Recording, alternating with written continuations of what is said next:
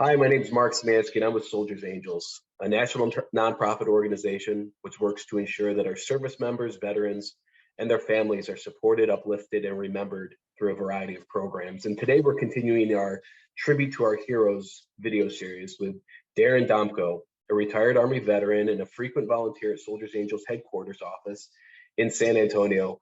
Welcome, Darrin. We really appreciate your time and thank you for your service. Thank you very much. Yeah, so I'm really excited to talk with you. We chatted a few weeks ago, and I left the conversation fired up and excited about life and about everything. So Awesome. really excited to share your story with all the Soldiers Angels followers here. So let's start from the beginning. Where did you grow up, and why did you decide to enlist in the Army? Well, I was born in the Bronx, New York. Lived on Long Island for 14 years, then moved to Texas. And that's where I claimed my home. When I was young, I married young. I was 18, my wife was 17, and we just wanted to get married. It wasn't like she was pregnant or anything, but we had a family by the time I was 20, and I was a high school dropout with a GED. So jobs were not easy to find. And my family, that's all military as I was growing up, always had nothing but good things to say. And they were always very proud veterans, and which made me always proud as a grandchild and a nephew. So I thought, it's my turn to do my part and join the military. And so the military let me join without any issues about my education. They loved me, so I loved them back, and we just kept on going from there. Well, that's great, and I believe that you served a couple different times overseas. Yes. And when you were in Iraq in 2003, correct? You were deployed, and you and your soldiers received some cards and letters and care packages from Americans back home who were appreciative of your service. And I think you had more than 100 pen pals who were contributing and you're interacting with. How did those messages of support impact you and your soldiers? Well, let me start by saying it was 225. Wow. Okay. And it had grown because when I was in Desert Storm in 90, it started there and I had 115. Then by the time I was in Iraq in 2003, we had grown to 225. Wow. Which it was great for me because when I would be on break, I guess you could say, you're never on break in war, but when you're on your little free time, you have limited things you can and can't do. It's not like you can just go out and play football. That's not a safe thing to do. But people would write letters, and the chaplain would come around with all these any soldier letters. And I would see children's handwriting on some, or I'd see a child's name, but a parent's handwriting. And I always thought, wouldn't it be so cool if I ever wrote somebody and they wrote me back that didn't even know me? And so I started with that. I started writing children, and they would ask questions and I would answer them. And it just was so fun to take a break from what we were doing in a job to just be a human being, a normal person. When we're there, we're expected to be a tough, hard soldier. But when I would get these letters and cards, it was just a time of relaxation, and I enjoyed it. Now I had family writing too, but the problem was we didn't have the technology that they have today.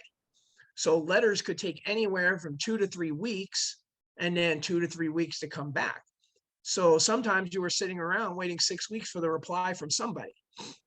And on that note, the more people I wrote, the less downtime I'd have waiting on a letter. Right. And I enjoyed it. It made me feel important because I thought, who would care about a high school dropout with a GED? And these people did. They loved me for being a soldier, and it made me feel good as a person, made me want to fight harder, made me want to stay longer because I was doing something that mattered. That's incredible. How did the people react when they got a return Oh letter. my goodness. I Yeah. wish I could have been a fly on the wall when I saw that, when it happened, because the responses and the outpouring was amazing. I had parents that were writing me about how great and how much they appreciated the kids' letters being written back to the point where some of them were like, hey, if you don't have a card to call me, call us collect. Now, do you know how expensive it is to call from Iraq to the States collect? It's pretty expensive. Yeah. And but they still let me. And then they started sending me phone cards to be able to call their kids. And boy, I mean, it would make tears in my eyes because my children at the time in Desert Storm were babies. And by the time 2003 to 2004 came around, my kids were teenagers. And so, yeah, they were proud of their dad, but we lived in Germany. So they had lots of fun, cool stuff going on anyway. And so they wouldn't write as much. You know, they'd probably take a phone call or do a Yahoo Messenger thing. But having children that were like, wow, this is so cool. You're a soldier. You know, my kids were like, yeah, my dad's a soldier. It's cool. But Right. these kids and these families just made me feel so good. Well, that's an incredible story, and I can imagine, you know, that most people assume that when they write a letter, it's a kind of a one-way street, and they're not expecting anything in return. So that's very cool. So you actually took it a significant step farther than just writing them back, which Yes. got a lot of attention and a lot of media attention, and even the President Bush's attention. What did you do when you returned stateside? Well, when we first came back, I told my wife, I was like, you know, I want to do something special to show these people how thankful I am. And the other reason was so that it didn't become a phase. You know, oh, let's write some soldiers. Okay, well, that's getting old. War's still going. I wanted them to have like this excitement that, like, wow, they actually love what we're doing and appreciate it, so that it wouldn't fade out with me or my generation. And I wanted to do my part to keep it going. And so we decided we'd take 30 days leave. And I had plenty of that because I was deployed for 18 months during that time frame. So I took 30 days leave. I took out a loan for $10,000 and we traveled the country. My wife was a former travel agent before she joined the military. So she plotted out our route of fly, drive, fly, drive. And the thing was, I didn't want anybody to spend any money on me. They couldn't, I wouldn't let them give me any money. I wouldn't let them pay my hotels or anything. Now, if you wanted me to come to your house for dinner, sure. But I was not letting anybody pay for anything, because not just me, but all the people that they took care of that they sent me, I gave it out and away to, they had spent hundreds of dollars while I was deployed. I know they did. And the donations to the organizations such as Soldiers Angels, Operation Care Package, there was just so many, and the USO, that I needed to make sure that I gave back without anything in return. My return was the happiness and joy that they gave me while I was there. So when we were in Mankato, Shakopee, Minnesota, there was a lady named Kim Bush, not related to the president because her name spelled like the beer, but I told her I was coming to see her. She had her little garage full of care packages, and the media had done an earlier story on her about the care packages to just troops. And then when I told her I was coming, she called them to tell them, hey, oh my goodness, he's coming. So we were on a couple of news stations. And during that time when President Bush is campaigning, the assistant to the White House press secretary, a young man named Josh Deckard, contacted me contacted Kim. And I was staying at her house. So he said, hey, we'd like you to meet the president and tell him your story. And I was like, wow, this is cool. Sure. Now I did have to adjust my travel plans because we were pretty much planning one visit or two visits a day to get as many as possible. So I took 2 extra days staying there because he was going to be giving a speech on a Wednesday. So I rearranged everything and talked to their protocol people. And they're like, don't wear your uniform. You can't represent the military. Got it. And then we got tickets. And we were at the front row of the rail thinking, hey, okay, that's cool. He came by, shook his hand, they took a picture, and he moved on. Then the Secret Service said, hey, you need to come back here with us. And I looked around, I was like, we didn't do anything. And they were like, no, no, we want you to meet the president and talk to him. And I'm like, cool.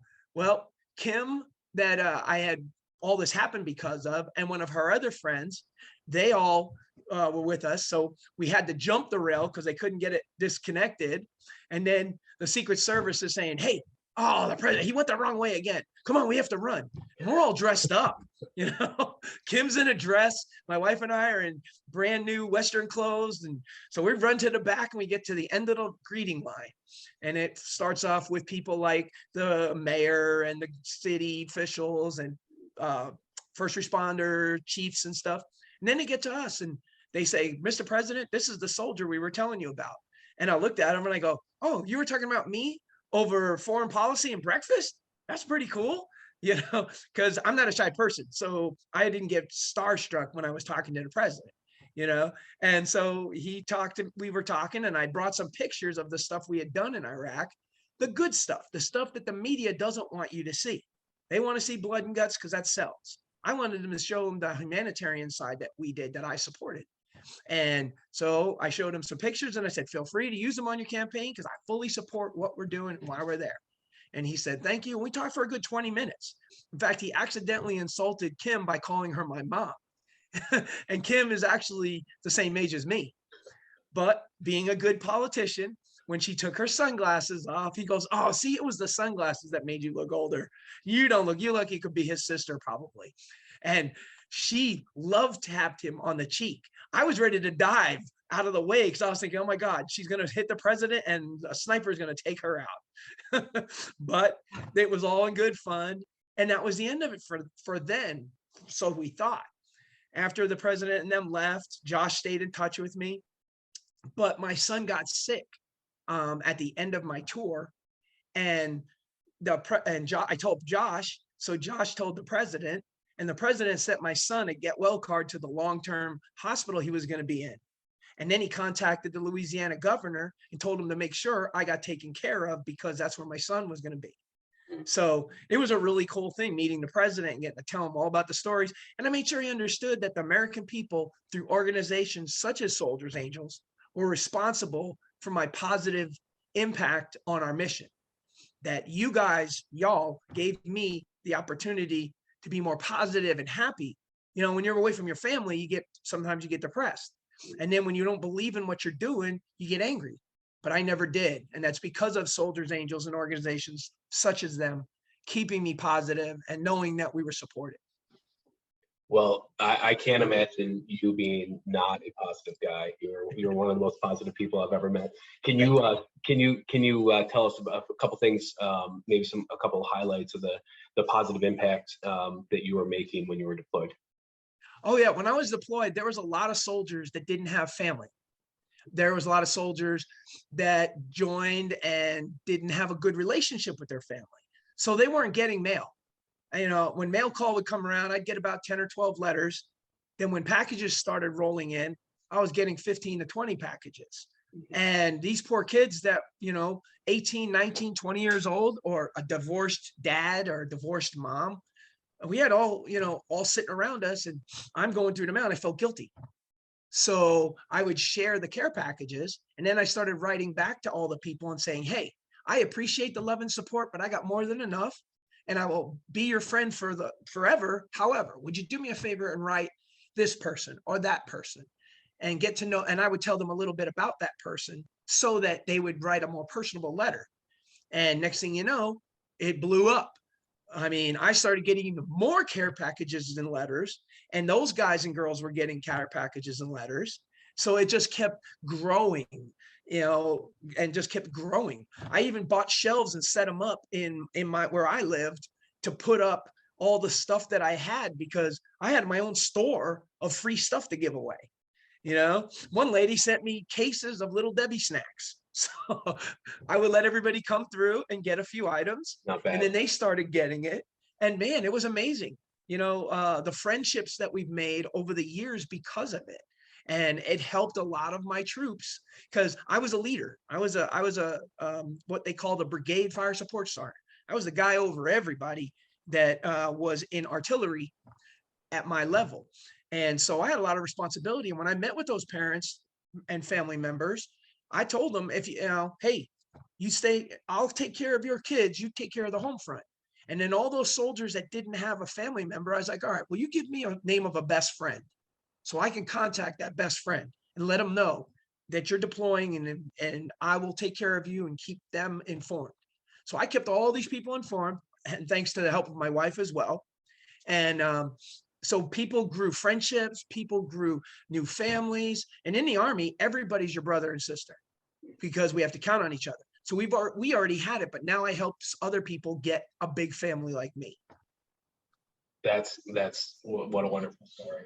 And you know, going back to the question I had earlier about kind of a one-way street that most people assume, and probably a lot of times most people experience, but being able to hear the impact that made, not just upon you, but upon everyone else that you touched.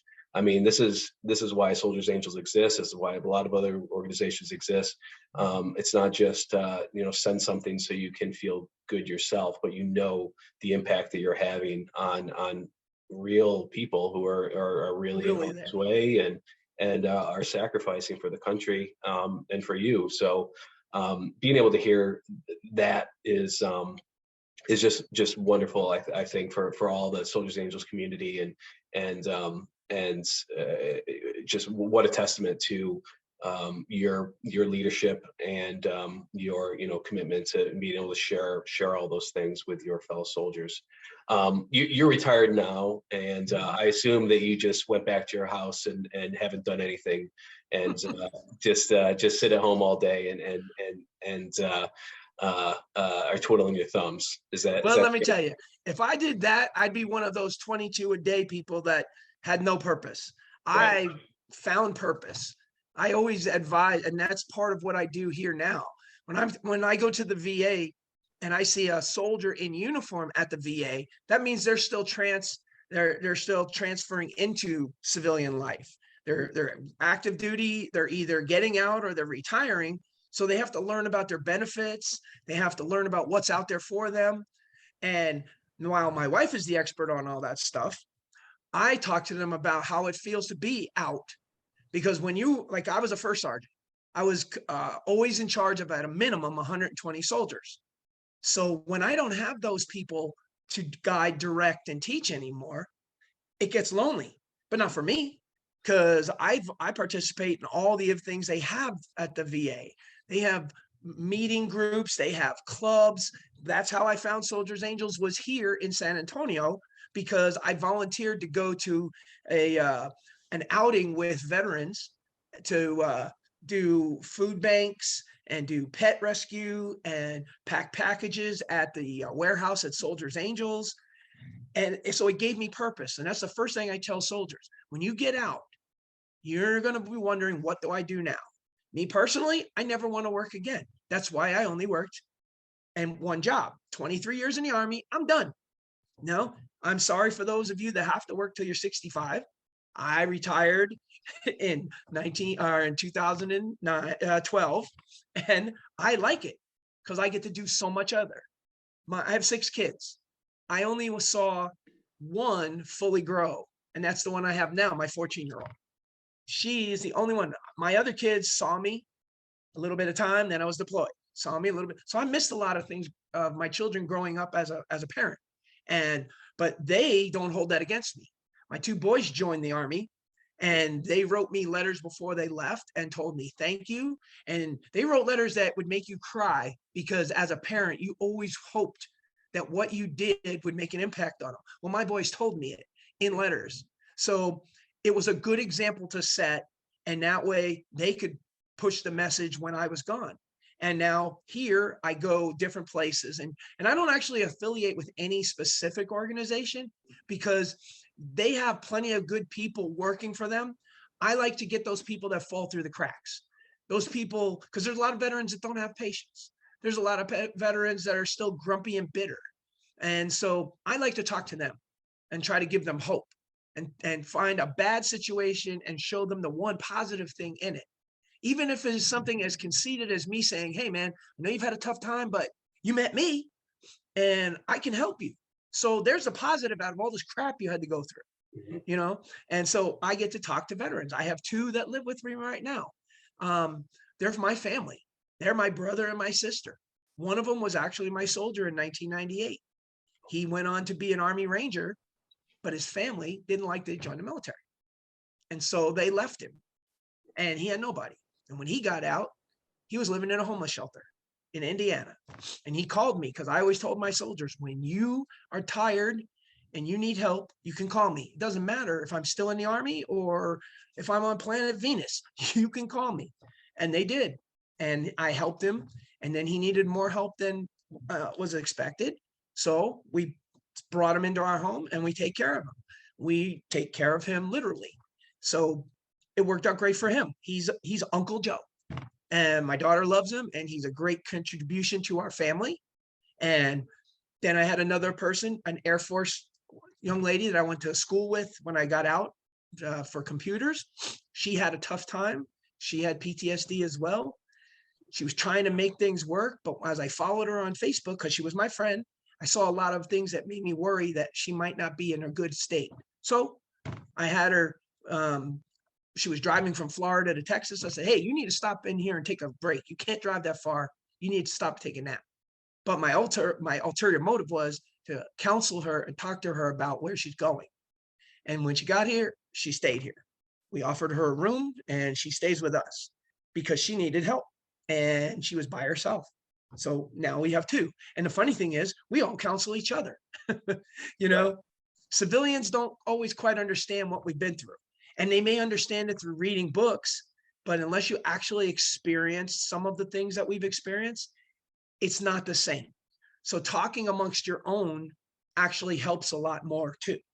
You know, we do appreciate all those trained doctors and stuff, but when we talk to each other, it's a little bit easier sometimes.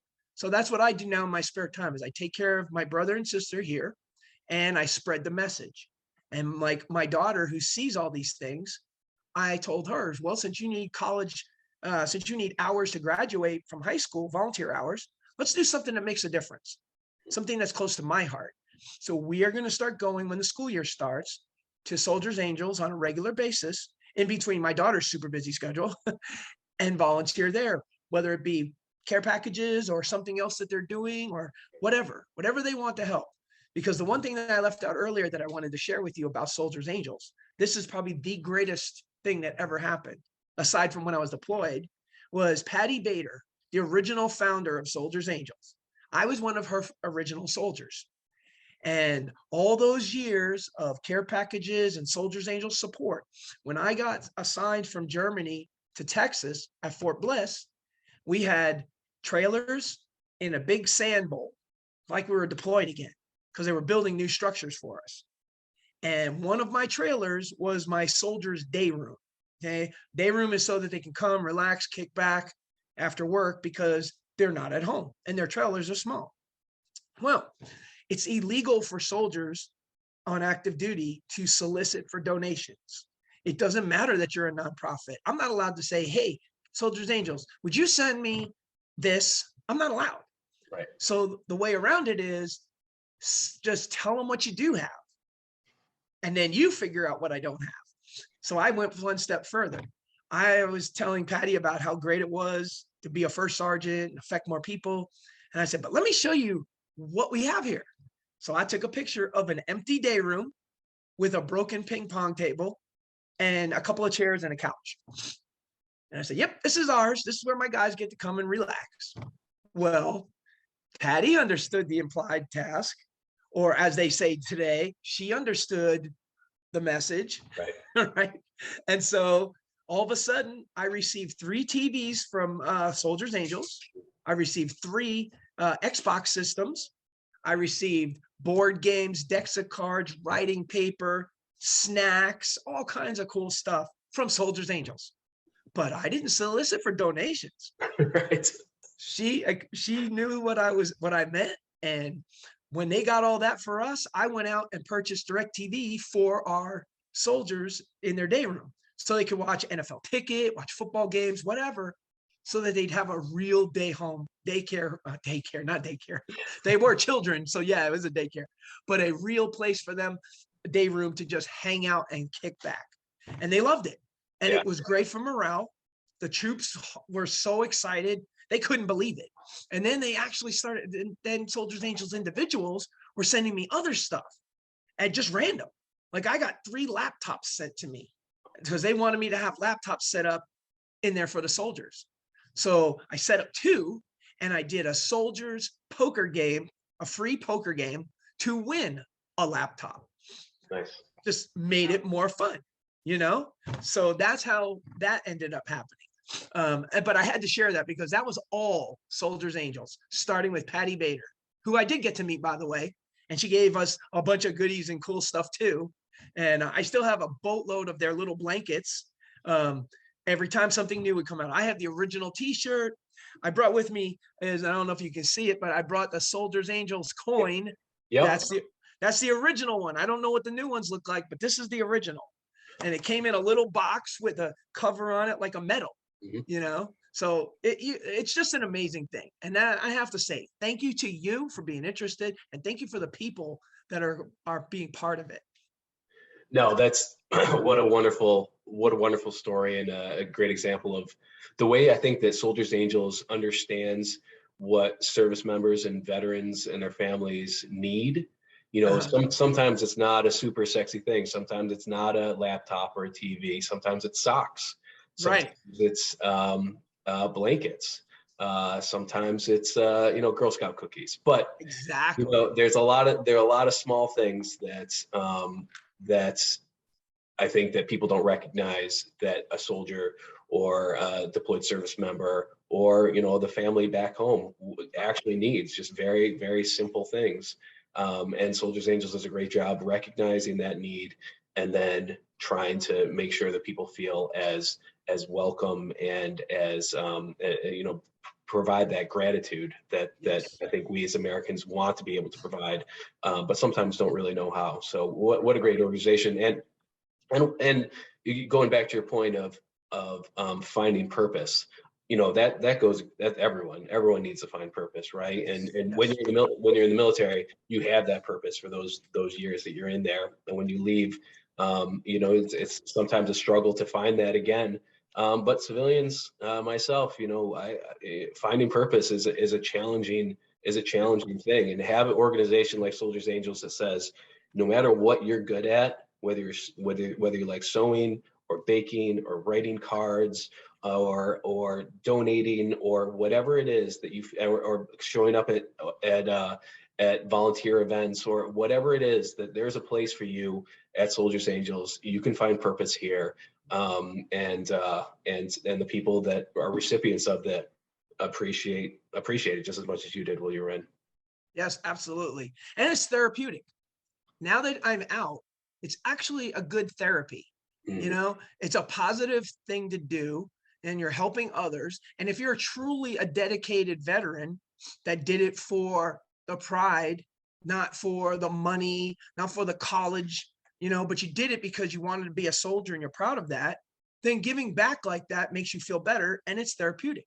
It's that happy spot you get to go to when you go giving and helping someone else. Yeah. Well, thanks for this. This has been a great conversation, and I hope people enjoy it. Before I let you go, though, I want to ask, what does it mean to you to be a veteran? Wow, I am so proud to be a veteran because it started with Grandma and Grandpa in World War II. It moved on to my uncle in Vietnam. I was always raised around the military. I remember Grandpa marching me and my sister when we were like 5 and 6 years old to the bar that he would go drink beer while we shot pool.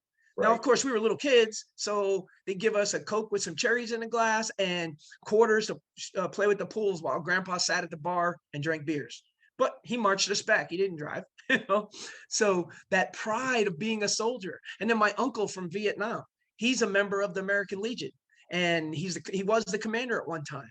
So getting in the room with a bunch of veterans and they're talking about their experiences and they're sharing them with me because I was a soldier, because the things that veterans talk about don't always get to go to civilians because in their mind, you don't understand.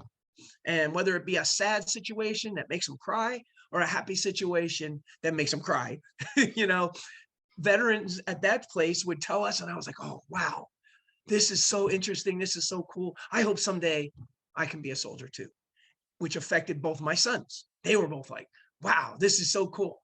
And they were proud. So me having been, now that I'm an actual veteran, I'm proud that my boys have done the same thing. So it's just a matter of pride that there's still good things in the world that can make you feel good instead of drugs or alcohol.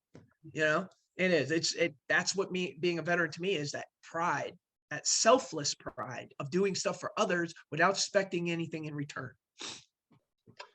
That is a wonderful sentiment and a great way to go out, Darrin.